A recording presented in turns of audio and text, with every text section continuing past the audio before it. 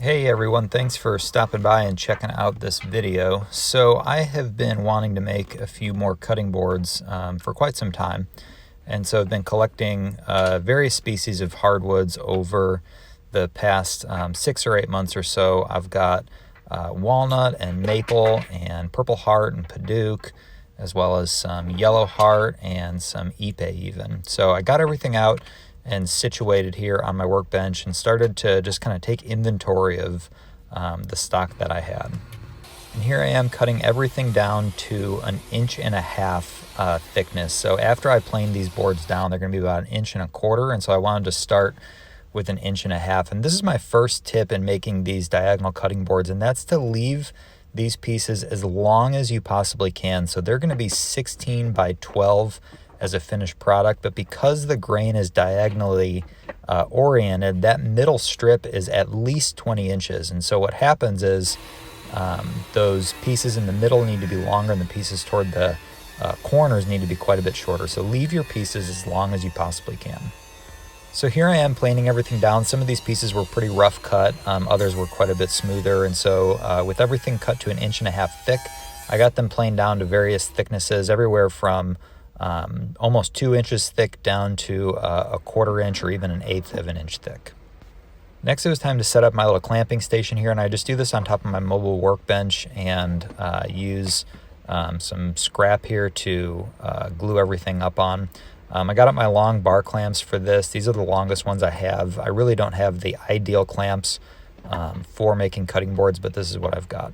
All right, so here's my second tip, and that is to make a digital rendering of the actual boards you want to make. That really helps in the design aesthetic as you're creating these. And that leads right into my third tip, and that's to create a template. You can see me using it there of the final size of the board, and that is 16 by 12, like I said earlier. And that really helped me align all these different pieces. You can see here I'm tracing it out, and those pieces toward the corners are a lot shorter than the ones in the middle, and that helps me orient the grain diagonally.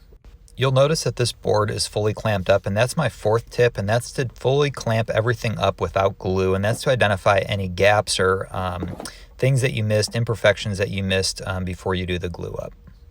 All right, so moving right along, my fifth tip is to glue this up in 2 sections. You can see here that if I were to glue this all up as one big section, it would be way too big to fit through my 13-inch planer. Depending on the size of planer that you have, or if you want to flatten these out by hand, you could get away with gluing them up as one big full board, but I'm doing them in 2 different half sections. I'm going to talk a little bit more about this later. So I'm using Titebond 3. This is a good waterproof glue for cutting boards and getting everything secured down in these bar clamps, and using a hammer just to get it all as flat as I possibly can.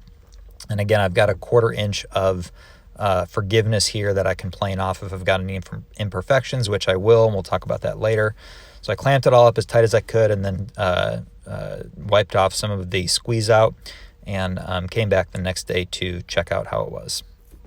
And with that first half looking good, I set it aside and got into the second half of the board, being sure that everything was symmetrical and following the design that I made up earlier. And again, there are parallel bar clamps out there that would be probably way better for this for cutting boards, but I don't have any of those. Okay, so this is the next board that I'm going to do, and I'm going to try to glue this one all up in one big section, but leaving it unglued still in the middle so it can go through my planer. And this ends up being a little bit of a mess because I got quite a bit of bowing and imperfection when I clamped it all up like this. And so I'll show you that a little bit more later, but you can see I've got just a piece of paper in there so I don't accidentally glue the whole thing together. But this is a maple and padauk and ipe cutting board. I love the way that this one turned out, but I did try to glue it all up in one big panel. I did the same thing with the next board, the third board, and that one's maple, purple heart, and yellow heart, and walnut. And so now I've got all these sections out of the clamps ready to plane. I'm getting them, sending them through at the same time to get them as close as possible to make gluing them together as accurate as I possibly can get it. And you're going to see how that turns out here in just a bit. And so here is that one board I was telling you about that I glued up in one big section. I did get some imperfections there. Had a little bit of a bow in that one, as well as some wobble in the walnut one. And so don't have a joiner. I'm gonna try to clean that up here on the table. So I put a little waste strip in there, and then had the blade come up and just stick out like barely a 1/16 of an inch. And by running these boards along that waste strip, it takes off a very nice straight edge and gave these boards a lot tighter seal there in the middle. So with that done, I can glue these up accordingly, and you can see me doing that here.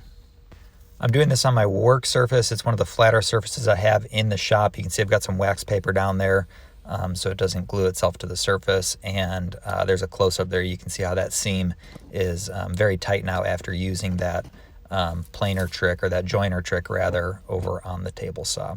So used a little scraper to get off as much glue as I could before attempting to square up this board.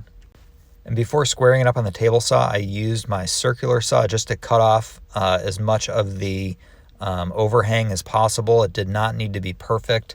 And this is the next tip I have for you all, and that is to create a straight edge on these boards using the tape and CA glue trick. You'll see this in a lot of woodworking videos. It's a great little hack to use around the shop. And so I take a straight edge and make sure it's got a straight, perfect 90-degree reference to the other side, and then use that running along your fence on your table saw. And then once you get that edge done, you can flip it around like I'm doing here and square up the other side. It's important to note here, I am not cutting these down to the final 16 by 12. I left about 1/8 of an inch to 1/4 of an inch play, because during the sanding process and just finishing process, some of these corners and edges can kind of get chingered up. So I am just getting them down to almost the final dimensions, but not fully yet.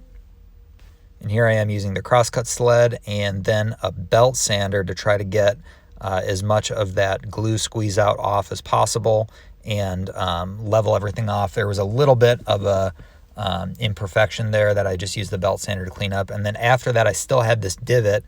And so I wanted to try to avoid sending these through the planer after they were glued up, because I didn't want to send them through the planer in a diagonal direction, but I was not able to avoid that.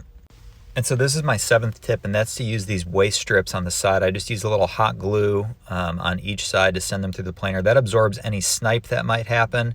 And you can see here I got a little bit of blowout there on that purple heart as it was going through the planer. But I was a little bit nervous when I was planning this project on what sending the grain through diagonally would do. And in hindsight, it really wasn't that big of a deal. So once that was done and these boards were looking good as far as the surfaces go, I trimmed them to final size. All right, so here on this walnut board, I have a little bit of wobble that I did not notice until I had it fully trimmed up. And so to clean that up, I made up a quick sled to throw it through the planer as well. I shimmed the 2 corners that were in balance, and that made it a lot more secure. And then similar concept to those waste strips I used on that other board, as I put a couple of just scrap 2x4s in front and in back of this, so any snipe that the planer might give will get absorbed by those two. And so ran this through a couple of times using that melamine board as a sled, which was nice and flat.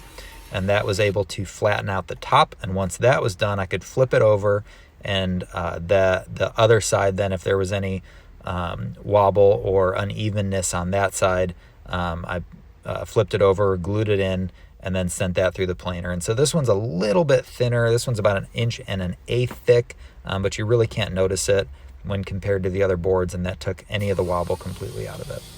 So this video is already a little bit longer than I was wanting it to be, so I'm not going to bore you with too much sanding footage, but I wanted to just call that out, that I went from 80 to 150 to 220 sanding up through the grits, and got these boards really, really smooth before putting the juice groove in them.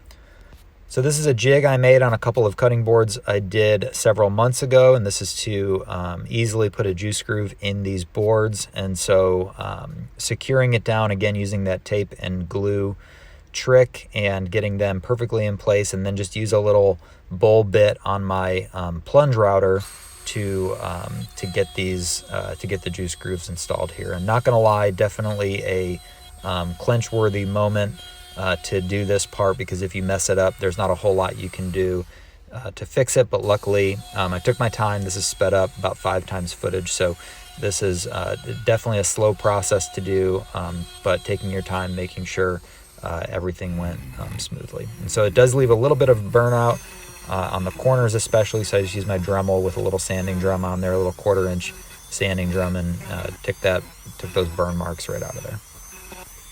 For the edges, I did mostly just a quick sand over just to soften those edges, but on this walnut and maple and Paduke and Ipe one, I wanted to put a chamfer on there, and instead of running the router over it, I just wanted to use my hand plane. The router would have been more effective, but sometimes it's nice just to use hand tools, and this was a little bit therapeutic.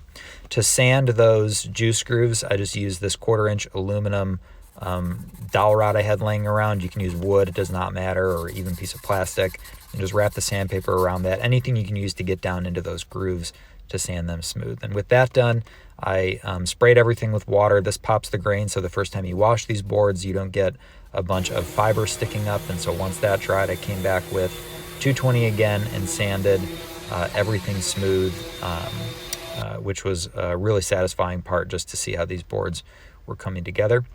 I put my brand on the back of them just to, because that's what woodworkers do. And then to finish them, I'm using a food safe mineral oil. I put a real generous amount on there, a couple of coats actually. I've just got footage here of the first coat, but real liberal amount, making sure that the edges and any end grain gets plenty of oil on them. Let them sit for a day with plenty of oil to get fully soaked in. And then once all of the oil was soaked in, I came back a day later and put a nice coat of beeswax over everything, which you'll see here. And once that was able to set in for overnight, these were ready to take inside and take pictures of, and get the final glamour shots coming up here in a minute. So thank you all so much for watching. These boards were a ton of fun to make. The diagonal grain is just a little bit of a different spin, or a different slant, if you will, on the traditional cutting boards that you see. I'm going to throw these up on my website and my Etsy shop if anybody is interested in picking one of these up as a gift for the holidays. Again, I think they're really unique and look really sharp. Really happy with the way that they turned out. I think my favorite one is the one in the middle, which is walnut, cherry, maple, and yellow heart. I just think they look great. So anyway, I hope this video was helpful for you all. If you are interested in making some boards like this, there's a bunch of really good cutting board videos out there that go into more depth on the how-to process, but this was specifically just for the diagonal grain, and hope that it was helpful.